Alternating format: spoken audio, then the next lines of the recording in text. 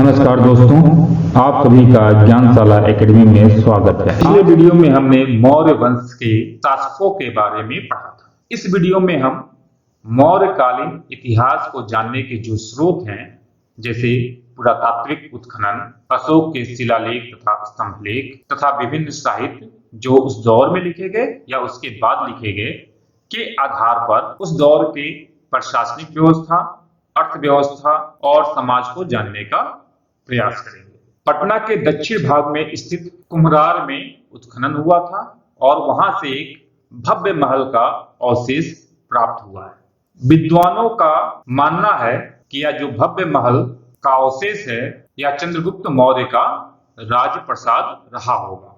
इसी तरह के कई उत्खनन देश के विभिन्न स्थलों पे हुए हैं, जिसमें कौशाम्बी, राजगृह, तक्षशिला जैसे जगह प्रमुख हैं। इन उत्खननों से हमें मौर्यकालीन इतिहास के बारे में बहुत सारी जानकारियां मिलती हैं। ये आप जो चित्र देख रहे हैं, ये जो पटना के कुम्हरार से भव्य महल के अवशेष मिले हैं उसका एक खंभा है। उस महल में बहुत सारे खंभे थे और एकाश्म खंभे थे, मतलब उसमें कोई जोड़ नहीं था। कला एवं संस्कृति का जब हम भाग पढ़ेंगे तो उसमें हम इसे पढ़ेंगे। मौर्य शासक अशोक के जो शिलालेख हैं और स्तंभ लेख हैं उसे अशोक ने स्वयं लिखवाया था। इस कारण वह मौर्यकालीन इतिहास के सबसे विश्वसनीय स्रोत हैं। अशोक के जो शिलालेख हैं उन्हें दो भागों में वर्गीकृत किया जा सकता है, बृहत शिलालेख और लघु शिलालेख। जो बृहत शिलालेख थे उन्हें महत्वपूर्ण स्थलों जैसे व्यापारिक केंद्र, मुख्य मार्ग आदि पर लगाया गया था। वहीं लघु शिलालेख जो थे उन्हें कम महत्वपूर्ण स्थलों पर लगाया गया था। जो 14 बृहत शिलालेख हैं वो विभिन्न स्थानों से प्राप्त हुए हैं। अब यहाँ ध्यान देने वाली बात है, जब ये 14 बृहत शिलालेख की बात की जाए तो इसका मतलब ये नहीं होता कि 14 जगह, बल्कि 14 लेखों की बात हो रही है। यहाँ पे जो अशोक ने अलग अलग लेख लिखवाए थे उनकी संख्या की बात हो रही है। किसी एक ही शिला पर कई लेख खुदे हो सकते थे। ये 14 शिलालेख शहबाजगढ़ी, पेशावर, पाकिस्तान से मिला है। यहाँ मैप में देखिए शहबाजगढ़ी, इसे शहबाजगढ़ी भी बोला जाता है। ये पाकिस्तान के पेशावर में है। एक मानसेहरा से मिला है, मानसेहरा भी पाकिस्तान में है, हजारा में। देहरादून से भी एक बृहत अभिलेख मिला है, देहरादून के कालसी से। गिरनार या जूनागढ़ से भी एक बृहत लेख मिला है, गिरनार जो है गुजरात में है। महाराष्ट्र के सोपारा से भी एक बृहत अभिलेख मिला है। एड्रागुड्डी से भी एक अभिलेख मिला है। एड्रागुड्डी जो है ये आंध्र प्रदेश में है। उड़ीसा के धौली और जौगढ़ से भी दो बृहत अभिलेख मिले हैं, एक जौगढ़ से मिला है, एक धौली से मिला है। इसके अलावा मास्की से एक बृहत अभिलेख मिला है। कंधार से भी बृहत अभिलेख मिला है। कंधार में एक सरेकुना नामक स्थल है, यहां से ये अभिलेख मिला है। इस अभिलेख की एक विशेषता यह है कि इस अभिलेख को अरामाइक भाषा में लिखा गया है, अरामाइक तथा यूनानी भाषा में लिखा गया है। अब यहां ध्यान दीजिएगा, जो शहबाजगढ़ी और मानसेहरा से शिलालेख मिला है उसे खरोष्ठी लिपि में लिखा गया है। खरोष्ठी लिपि उर्दू की तरह दाएं से बाएं लिखी जाती है, यानी पहला लेटर दाएं लिखा जाएगा और उसके बाद बाएं की तरफ हम बढ़ते जाते हैं। बाकी जो ये अभिलेख हैं ये सब ब्राह्मी लिपि में लिखे गए हैं। ब्राह्मी लिपि में अक्षरों को बाएं से दाएं लिखा जाता है, जैसा कि हम हिंदी में लिखते हैं। लेकिन एड्रागुड्डी इसका एक अपवाद है। एड्रागुड्डी जो बृहत अभिलेख है ये आंध्र प्रदेश में है और ब्राह्मी लिपि में लिखा गया है, लेकिन ये अन्य अभिलेखों ब्राह्मी लिपि में लिखे गए हैं उनके विपरीत दाएं से बाएं लिखा गया है, जैसा कि खरोष्ठी लिपि में लिखा जाता है। जो अशोक के लघु शिलालेख थे वो निम्नलिखित स्थानों से प्राप्त किए गए हैं। ये पूरी लिस्ट नहीं है, इस बात का ध्यान रखिएगा। ये महत्वपूर्ण स्थल हैं जहां से लघु शिलालेख प्राप्त किए गए हैं। इसके अतिरिक्त भी बहुत सारे स्थल हैं जहां से लघु शिलालेख प्राप्त किए गए हैं। पहला है रूपनगर।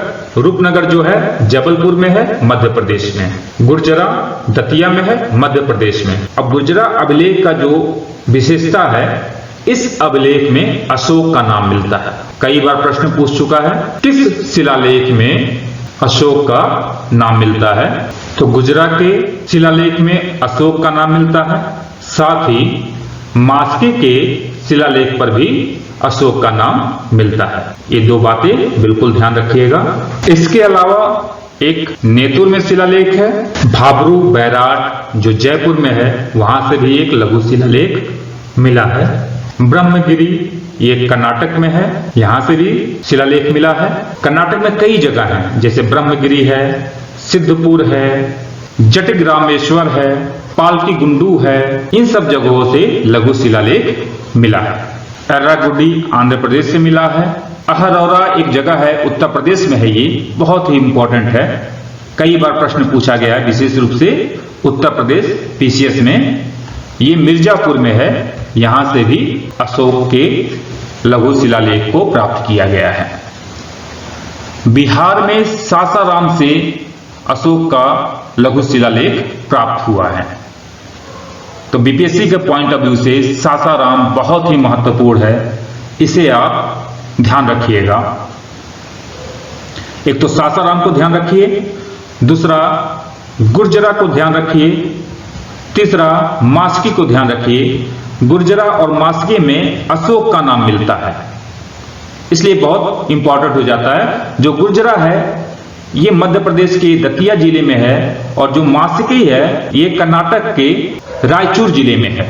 यहां देखिए मैंने नोट में लिखा भी है कि गुर्जरा और मास्की के शिलालेख से अशोक का नाम मिलता है। अशोक के शिलालेखों की भांति ही अशोक के जो स्तंभ लेख थे उन्हें भी दो वर्गों में वर्गीकृत किया गया है। अच्छा, एक बात ध्यान दीजिएगा, शिलालेख और स्तंभ लेख में शायद आप लोग अंतर समझ पा रहे हो, लेकिन मैं फिर भी बता दे रहा हूं। शिलालेख जनरली होता है कि शिला पर जो अभिलेख लिखा होता था, जैसे कोई पत्थर हो, बड़ा सा शिला हो और उस पे जो लेख लिखे होते थे उन्हें शिलालेख कहा जाता है। स्तंभ लेख, एक स्तंभ लगाया जाता था और स्तंभ के चारों तरफ लेख लिखा जाता था, उसे स्तंभ लेख कहा जाता है। और स्तंभ लेख के ऊपर कैपिटल बना होता था, कैपिटल पे अलग अलग जगहों पे अलग अलग जानवर स्थापित किए गए हैं, जैसे रामपुरवा में नटुआ बैल बना हुआ है। तो जो स्तंभ लेख थे इन्हें भी दो वर्गों में वर्गीकृत किया जाता है। पहला जो सप्त स्तंभ लेख बोले जाते हैं, जो 6 जगह हैं।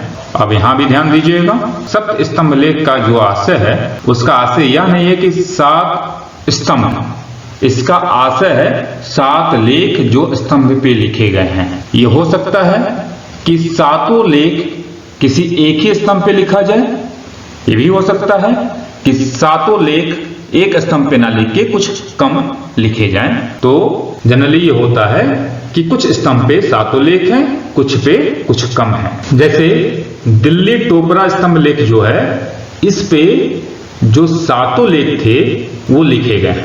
मेरे ख्याल से क्लियर हो रहा होगा कि सप्त स्तंभ लेख का जो आशय है वो स्तंभों की संख्या से नहीं है बल्कि लेखों की संख्या से है, और ये लेख संख्या में 7 हैं जो 6 जगह अलग अलग स्तंभों पे हैं। दूसरा है लघु स्तंभ लेख।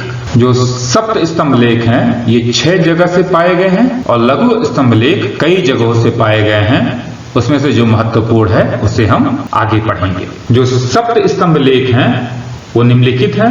पहला दिल्ली टोपरा स्तंभ लेख, यह मूलतः टोपरा में स्थापित था।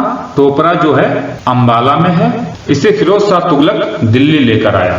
अब यहाँ पे ध्यान दीजिएगा, 2 स्तंभ लेख हैं, दिल्ली टोपरा और दिल्ली मेरठ, जिन्हें दिल्ली लाया गया है, एक टोपरा से एक मेरठ से। इसमें 2 शहर का नाम है, एक दिल्ली, एक टोपरा, या दिल्ली या मेरठ। तो जो बाद का नाम है वहां पे यह स्तंभ मूलतः स्थापित था, और जो पहले नाम लिखा गया है यहां पर इसे लाया गया। जैसे दिल्ली टोपरा का मतलब हुआ जो स्तंभ था वो टोपरा में मूलतः स्थापित था और इसे दिल्ली लाया गया है। और दिल्ली किसके द्वारा लाया गया है? फिरोज शाह तुगलक के द्वारा। फिरोज शाह तुगलक राजा हुआ करता था मध्यकाल में, आप सभी जानते होंगे। दूसरा है दिल्ली मेरठ स्तंभ लेख। फिरोज तुगलक द्वारा ही इसे मेरठ से लाकर कोटला में रखा गया। कोटला जो था फिरोज शाह तुगलक की राजधानी हुआ करती थी, ये दिल्ली में ही है। प्रयाग स्तंभ लेख, बहुत इंपॉर्टेंट है। इसे रानी का स्तंभ लेख भी कहा जाता है क्योंकि इसमें अशोक की रानी का नाम उल्लेखित है। यह मूलतः कौशाम्बी में था। इसमें कौशाम्बी के एक महामात्य का उल्लेख है। इससे भी यह प्रमाणित होता है कि यह मूलतः कौशाम्बी में था। वर्तमान में यह प्रयाग किले के अंदर है, जिसे पहले इलाहाबाद किला बोला करते थे। इसे अकबर कौशाम्बी से लेकर आया था। इसमें अशोक की पत्नी रानी कारुवाकी, जो तीवर की माता थी, उनका उल्लेख किया गया है। इसमें लिखा गया है कि कारुवाकी ने बौद्ध संघ को दान किया था, मतलब उनके दान का उल्लेख किया गया है कि क्या क्या उन्होंने दान किया था। इसी स्तंभ पर बाद में गुप्त सम्राट समुद्रगुप्त के विजयों का भी उल्लेख किया गया है और समुद्रगुप्त के जो विजयों का उल्लेख है उसे हरिशेन ने लिखा था। हरिशेन जो था वो कवि था और इसे प्रयाग प्रशस्ति के नाम से भी जाना जाता है। तो यहाँ पे ध्यान दीजिएगा, जो समुद्रगुप्त के विजयों का उल्लेख है उसे प्रयाग प्रशस्ति के नाम से भी जाना जाता है और इसे हरिशेन ने उत्कीर्ण करवाया था। तो इस बात का ध्यान रखिएगा कि प्रयाग स्तंभ लेख को रानी का अभिलेख भी कहा जाता है। ये एक प्रश्न कई बार पूछा जाता है कि रानी का स्तंभ लेख किसे कहा जाता है, तो उसका उत्तर होगा प्रयाग स्तंभ लेख। यदि विकल्प में कौशाम्बी स्तंभ लेख आ जाए और प्रयाग स्तंभ लेख ना आए तो कौशाम्बी स्तंभ लेख आंसर होगा। इसके बाद जो स्तंभ लेख 3 अन्य जगहों से प्राप्त किए जाते हैं वो सभी बिहार के चंपारण से प्राप्त किए जाते हैं। अब यहाँ पे ध्यान दीजिएगा, लौरिया अरेराज से एक स्तंभ प्राप्त किया जाता है जो बिहार के चंपारण में स्थित है। बिहार के पूर्वी चंपारण में, इस बात का ध्यान दीजिएगा, बहुत से किताब पश्चिमी चंपारण लिखते हैं, लेकिन जब आप पूर्वी चंपारण के ऑफिशियल वेबसाइट पे जाएंगे वहां आपको इसका उल्लेख मिलेगा। तो लौरिया अरेराज जो है वो पूर्वी चंपारण में स्थित है। अगला है लौरिया नंदनगढ़ और रामपुरवा, ये दोनों पश्चिमी चंपारण में स्थित है और इन्हीं दोनों का उल्लेख पश्चिमी चंपारण जिला के ऑफिशियल वेबसाइट पर मिलता है। तो फिर एक बार हम लोग दोहरा लेते हैं, जो सप्त स्तंभ लेख थे वो 6 जगहों से प्राप्त किए गए हैं। पहला है दिल्ली टोपरा स्तंभ लेख, दूसरा है दिल्ली मेरठ स्तंभ लेख, तीसरा है प्रयाग स्तंभ लेख, चौथा है लौरिया अरेराज जो पूर्वी चंपारण में स्थित है स्तंभ लेख, पांचवा है लौरिया नंदनगढ़, छठा है रामपुरवा और ये दोनों पश्चिमी चंपारण में स्थित हैं।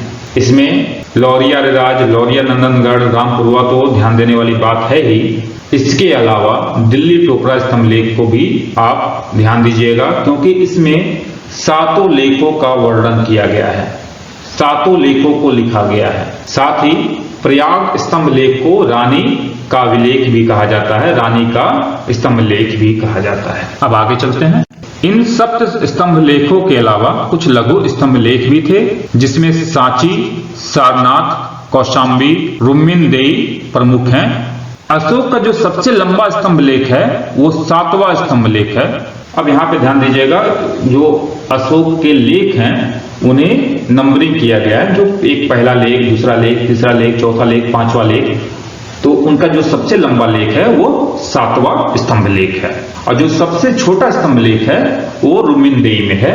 इन दोनों फैक्ट को आप याद कर लीजिए, बहुत इंपॉर्टेंट है, विशेष रूप से बिहार पीसीएस के लिए। कई बार प्रश्न पूछा जा चुका है कि सबसे छोटा स्तंभ लेख कहाँ अवस्थित है, तो आपका उत्तर होगा रुम्मिनदेई और सबसे लंबा स्तंभ लेख 7वां स्तंभ लेख है। ये देखिए, ये स्तंभ लेख है रुम्मिनदेई का जो ब्राह्मी लिपि में लिखा गया है।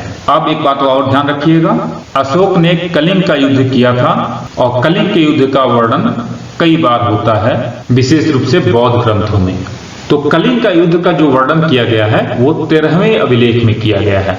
अभी मैंने पीछे ही बताया था, जो अशोक के लेख हैं उन्हें नंबरिंग किया गया है, नंबर दिया गया है, पहला, दूसरा, तीसरा, चौथा। तो उस नंबरिंग के अनुसार जो कलिंग युद्ध का वर्णन है वो 13वें अभिलेख में है। ये ध्यान दीजिएगा। देखिए, ये सारनाथ में जो अशोक का स्तंभ है उस पर जो लिखा गया राजज्ञा, उसका ये तस्वीर है, ये भी ब्राह्मी लिपि में है। जो भी हमें अभिलेख मिलते हैं उसमें अशोक को देवा नाम पिय और देव नाम पियदस्सी मिलता है। अशोक के अभिलेखों को पढ़ने की जो पहली सफलता मिली थी वो मिली थी जेम्स प्रिसेप को। इन्होंने ही ब्राह्मी लिपि को सबसे पहले पढ़ा था। इस बात का ध्यान रखिएगा, प्रश्न पूछा जा सकता है कि ब्राह्मी लिपि को किसने सबसे पहले पढ़ा था, तो उसका आंसर होगा जेम्स प्रिंसेप। ये तो हो गया उत्खनन, स्तंभ और शिलालेख, जिससे हमें बौद्ध इतिहास के बारे में जानकारी मिलती है। अब हम आइए साहित्य की चर्चा कर लेते हैं। जब भी हम साहित्य की बात करेंगे तो सबसे पहले अर्थशास्त्र की बात करनी होगी, क्योंकि अर्थशास्त्र जो है वो कौटिल्य द्वारा लिखित है और कौटिल्य जो थे चंद्रगुप्त के प्रधान मंत्री हुआ करते थे। चंद्रगुप्त इन्हीं की मदद से मगध का राजा बनता है। कौटिल्य को विश्वगुप्त के नाम से भी जाना जाता है और इन्हें चाणक्य के नाम से भी जाना जाता है, और आजकल ये बहुत चर्चा में रहते हैं।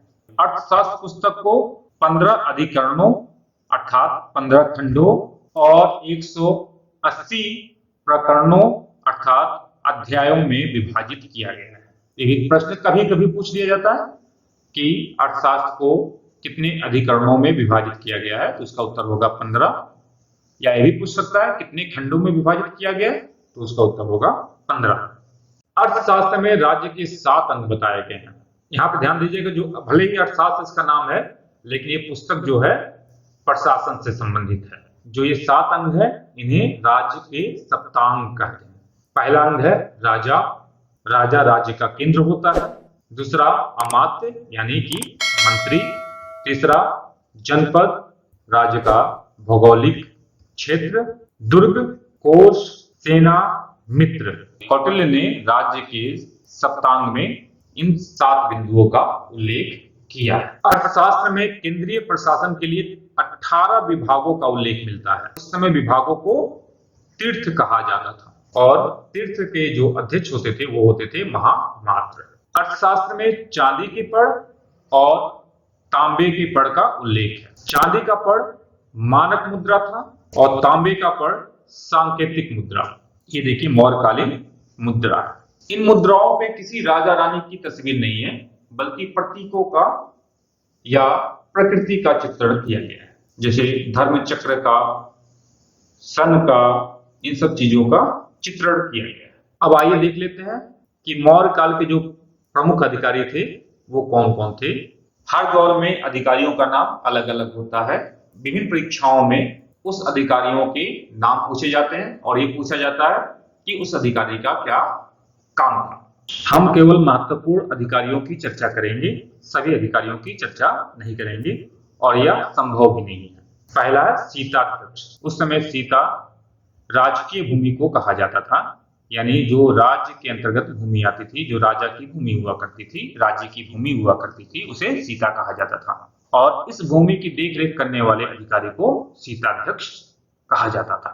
निजी भूमि के स्वामी को क्षेत्रक कहा जाता था और जो खेती करता था यानी जो काश्तकार था उसे उपवास कहा जाता था। ऐसा हो सकता है कि भूस्वामी स्वयं खेती ना करे, जमींदारी प्रथा में होता है, हम लोगों ने देखा है। यहाँ सीताध्यक्ष से इसका कोई मतलब नहीं है, लेकिन जब हम राज्य की भूमि के बारे में पढ़ रहे हैं तो हम निजी भूमि के बारे में भी पढ़ लें तो ज्यादा बेहतर होगा। अब निजी भूमि पे जब कृषि होता था उसे उस पर टैक्स देना पड़ता था, और केवल उपज पे टैक्स नहीं देना होता था, बल्कि राज्य सरकार सिंचाई की अगर सुविधा देती थी तो उस पर भी टैक्स देना होता था।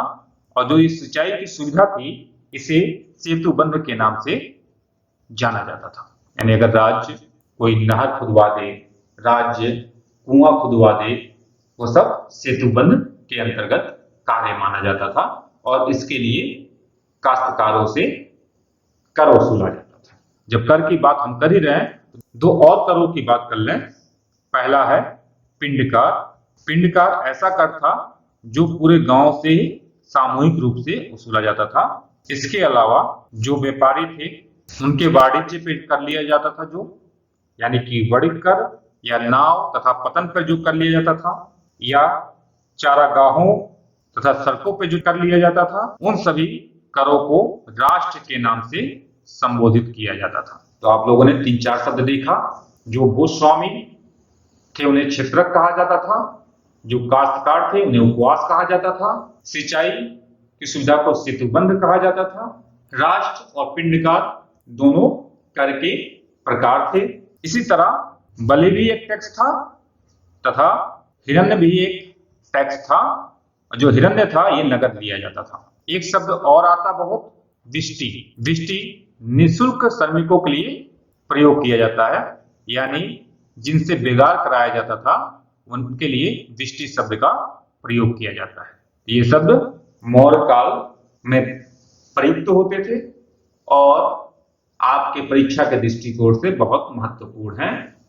पूछ सकता है कि राष्ट्र क्या था, तो राष्ट्र एक कर था, पिंडकार क्या था, सेतुबंध क्या था, ये सब चीजें आपको याद होनी चाहिए।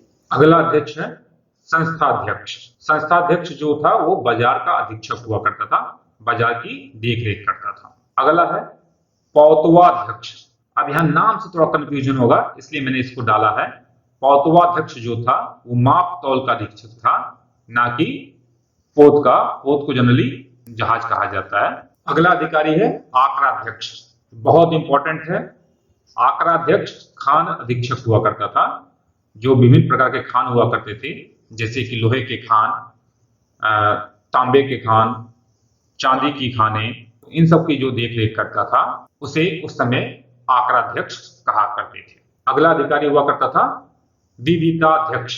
विविताध्यक्ष चारागाह क्षेत्र का अधिकारी हुआ करता था। अगला है एग्रोनोमोई, बहुत इंपॉर्टेंट है, अभी इसी साल यूपी पीसीएस में भी पूछा है। एग्रोनोमोई मार्ग निर्माण का अधिकारी हुआ करता था। बहुत जगह इसे कृषि से जोड़ा जाता है, लेकिन ये मार्ग निर्माण का अधिकारी था। झा एंड श्रीमाली के बुक में स्पष्ट लिखा गया है।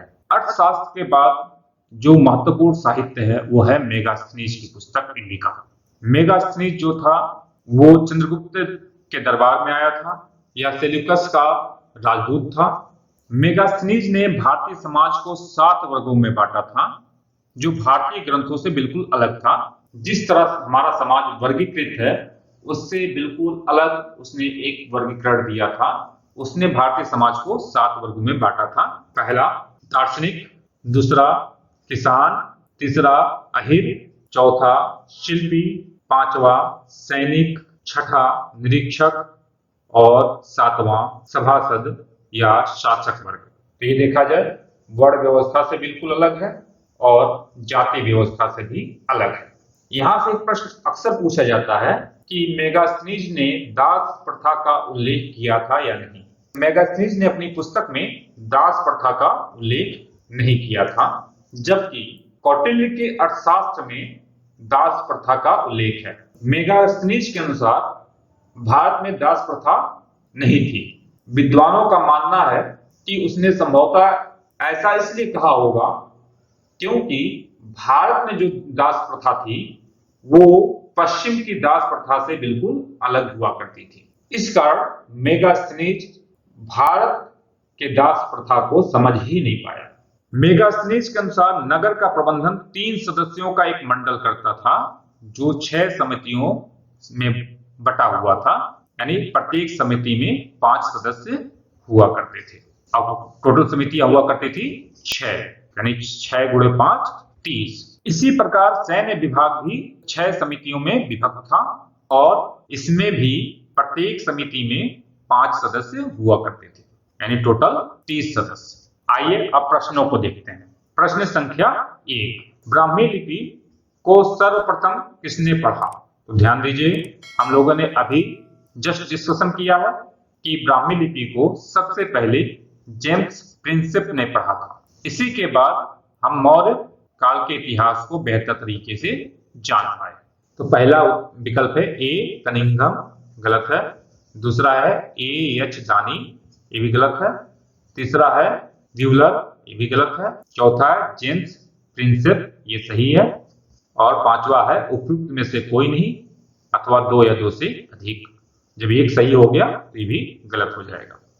अब ध्यान दीजिएगा, ये बीपीएससी का पूछा हुआ प्रश्न है, तो इसका आंसर हो जाएगा डी। अगला प्रश्न है प्रश्न संख्या 2, किस अभिलेख में रुद्रदामन प्रथम की विभिन्न उपलब्धियां वर्णित है? इसकी चर्चा हम लोगों ने नहीं किया था, इसे हम इस प्रश्न के माध्यम से देख लेते हैं। जो रुद्रदामन प्रथम की विभिन्न उपलब्धियों का वर्णन है वो जूनागढ़ अभिलेख में है। जूनागढ़ अभिलेख अथवा गिरिनाथ अभिलेख, और यह है गुजरात में। इसी में उल्लेख किया गया है कि पुष्यगुप्त नामक व्यक्ति ने सुदर्शन झील का निर्माण कराया था। तो इसका आंसर हो जाएगा जूनागढ़। तो जूनागढ़ पहला ही विकल्प है, तो पहला विकल्प सही हो जाएगा। दूसरा पढ़ते हैं भित्री, ये गलत होगा। तीसरा पढ़ते हैं, तीसरा विकल्प है नासिक, ये भी गलत होगा।